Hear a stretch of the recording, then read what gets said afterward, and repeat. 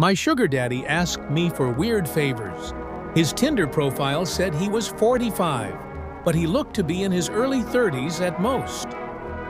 Looking for a sugar baby, $700 weekly, no sex. It sounded too good to be true, but as a broke university student, I was willing to take my chances. I swiped right, and Tinder let me know it was a match. His message came seconds later. "Hey, there, sweetheart." I cringed at that word. I hated it. But $700 was $700, so I sucked it up and replied, "Hey." His name was Jack, and he told me he owned his own business, although he never specified what kind of business it was. We talked for a while before he asked me for my Venmo to send me the first payment. After a few minutes, I got the notification. I stared at the $700 for at least 20 minutes, expecting to wake up from a dream at any second. But it wasn't a dream. "You still there?" I clicked on the message. "Yeah, sorry. If you don't mind me asking, what are you looking for in return?" I stared at the chat until he replied, "I'm just looking for you to do a few favors for me." That sounded like it was going to be sexual to me. Like what? For example, "The first thing I need you to do is pick up a delivery for me." That sounded innocent enough, but I was still expecting there to be some kind of twist. $700 to pick up a package? Come on, even I wasn't that naive. From the post office or something? No, I'll send you the address, but I'd rather not do this through Tinder. You got Kik? Or you can give me your number. Kik? What was this, 2011? I decided to give him my number instead, and he texted me the address immediately, followed by the address to his house, where I would have to drop off the package. I'm not home right now, but there's a key on the bottom of the blue flower pot near the door. Go inside and put the package on the coffee table in the living room. Make sure that you lock the door when you go inside the house, and then lock it again when you leave.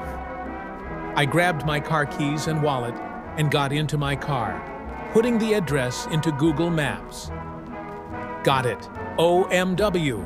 My phone buzzed as I backed out of my driveway. I'm serious. Lock the door both times, please. I thought that was a little excessive, but I promised him that I would. The house looked abandoned. It had a broken chain-link fence around it with a small door that was hanging onto dear life.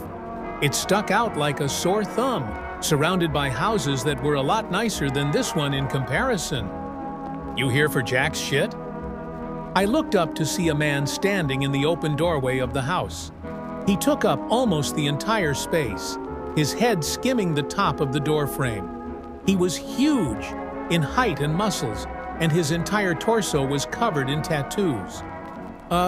Yeah, I guess," I replied, not moving from my spot on the sidewalk.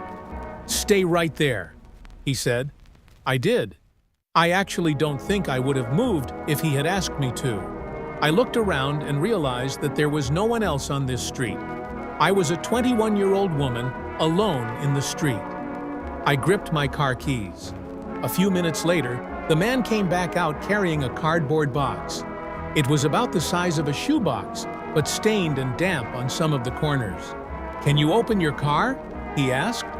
I opened the trunk, not wanting that inside on my car seats, and he set it in. "All right, there you go," he said. "Thanks," I replied.